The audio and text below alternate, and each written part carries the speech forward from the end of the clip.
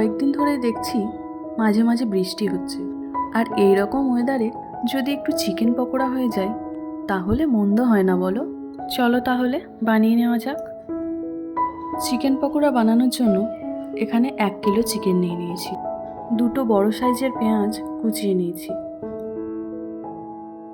আর এখানে নিয়ে নিয়েছি 1 কোয়া রসুন কুচি, 2 ইঞ্চি মতো সাইজের একটা আদা কুচোনো, 4 থেকে 5টা লঙ্কা কুচি, অল্প একটু ধনেপাতা কুচি, একটা গোটা লেবু, আর পরিমাণ মতো লবণ।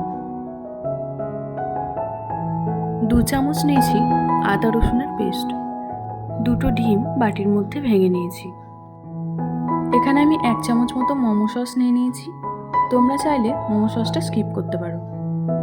নিয়েছি 1 চামচ লঙ্কা গুঁড়ো, গোলমরিচের গুঁড়ো নিয়েছি 1/2 চামচ, 2 চামচ নিয়েছি গ্রিন চিলি সস, 1 চামচ সয়া সস নিয়ে নিয়েছি, আর নিয়েছি 1 চামচ ভিনেগার।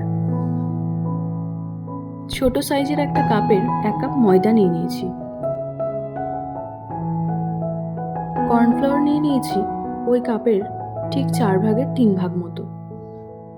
এবার যা কিছু নিয়েছিলাম সব উপকরণগুলো কিন্তু একে একে দিয়ে চিকেনটা মেখে নেব। আর হ্যাঁ, লবণ আর ঝালের পরিমাণটা কিন্তু তোমরা বুঝে দিয়ে নেবে।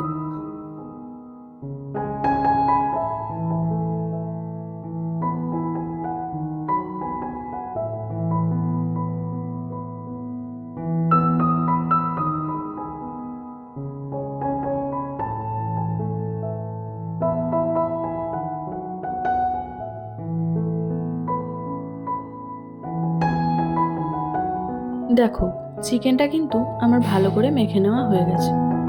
এবার এটাকে 2 ঘন্টার জন্য চাপা দিয়ে রেখে দেব। 2 ঘন্টা পর কিন্তু ঢাকাটা খুলে নিচ্ছি। এবার কড়াই বসিয়ে পকোড়া ভাজার মতো তেল ঢেলে নিচ্ছি। তেলটা গরম হয়ে এলে পকোড়াগুলো একে একে ছেড়ে দেব।